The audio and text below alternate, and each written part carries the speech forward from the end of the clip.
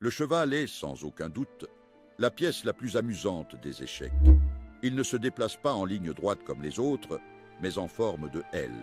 Et, de plus, c'est la seule pièce capable de sauter par-dessus les autres. Oui, le cheval peut sauter, et cela le rend unique. Pour bien comprendre son mouvement, il faut un peu de pratique.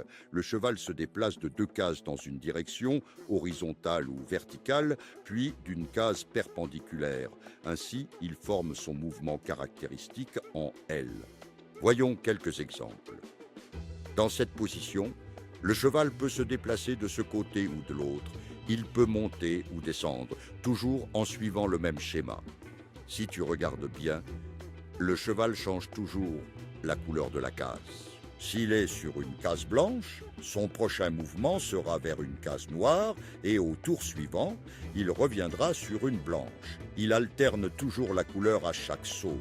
Autre chose importante, comme le cheval peut sauter par-dessus d'autres pièces, peu importe s'il y a quelque chose sur son chemin, il peut passer par-dessus des pions, des fous ou des tours sans problème. Aucune autre pièce ne peut le faire. Grâce à cette capacité, le cheval peut attaquer de manière inattendue. C'est pourquoi c'est une pièce idéale pour les surprises tactiques et les combinaisons. Il y a plus de 1000 ans, la cavalerie existait déjà dans les échecs. Cette pièce symbolisait la vitesse, le saut et la surprise. Avec les voyages du jeu en Perse et en Europe, le cavalier moderne est né. Aujourd'hui, chaque saut reste des siècles de tactiques transformées en stratégie. En termes de points, le cavalier est généralement évalué à 3 points, tout comme le fou, mais sa valeur pratique dépend de la position. Sur des échiquiers fermés ou avec de nombreuses pièces bloquant les lignes, le cavalier dépasse souvent le fou.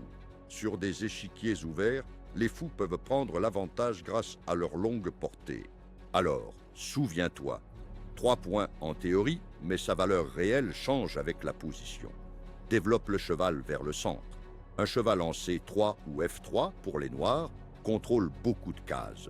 Plus de mobilité, plus de menaces. Cherche des outposts, des postes avancés. Un outpost est une case avancée, par exemple D5 ou E5, où le cheval ne peut pas être facilement expulsé par des pions. Un cheval en outpost est très fort pour attaquer des pièces et créer des fourchettes. Profite des fourchettes, des attaques doubles. Le cavalier est maître de la fourchette.